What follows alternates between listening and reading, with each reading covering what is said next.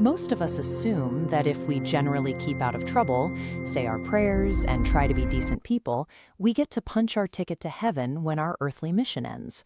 But an abstract goal, like loving God, isn't a personalized mission. It is the baseline requirement for every soul ever created. Church teaching reveals a much sharper reality. The Creator has authored a highly specific set of orders that perfectly fit your exact circumstances, your daily life, and your unique personality. Wandering through your days without actually identifying what you are meant to fix is a fast track to spiritual failure. Your true objective on earth is singular and precise. You are commanded to grow holy. This holiness requires you to hunt down your defects, entrenched weak spots operating deep within your heart. Unexamined bad habits generate a constant heavy force, actively dragging your soul away from its vertical alignment with God. Achieving a state of grace requires you to stay completely active. It is a militant, daily hunt against your own internal vulnerabilities. The truth is, we fall in our daily choices over and over again. These are not innocent mistakes. They are moral flaws. These flaws show up constantly in social interactions.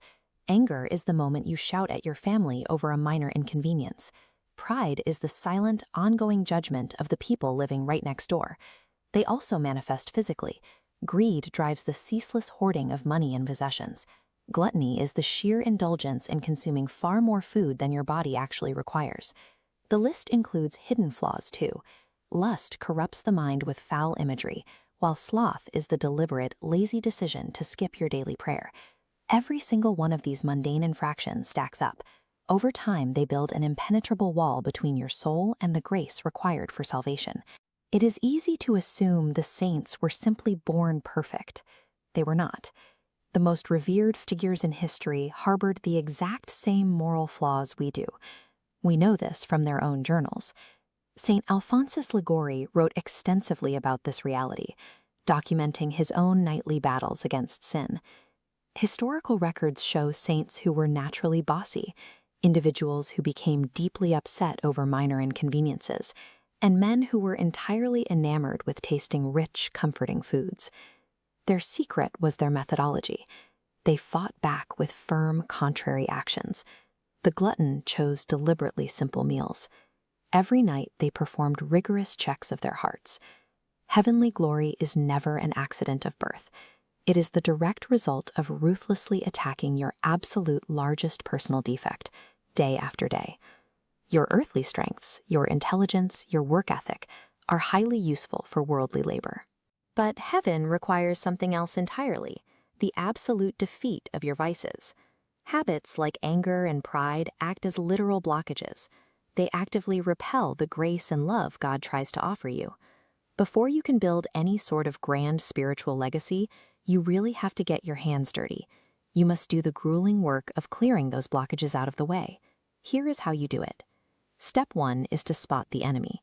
Pray daily, and explicitly ask God for the vision to see your own hidden flaws.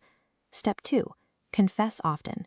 When you inevitably fail, frequently use the sacrament of reconciliation to wipe the slate completely clean.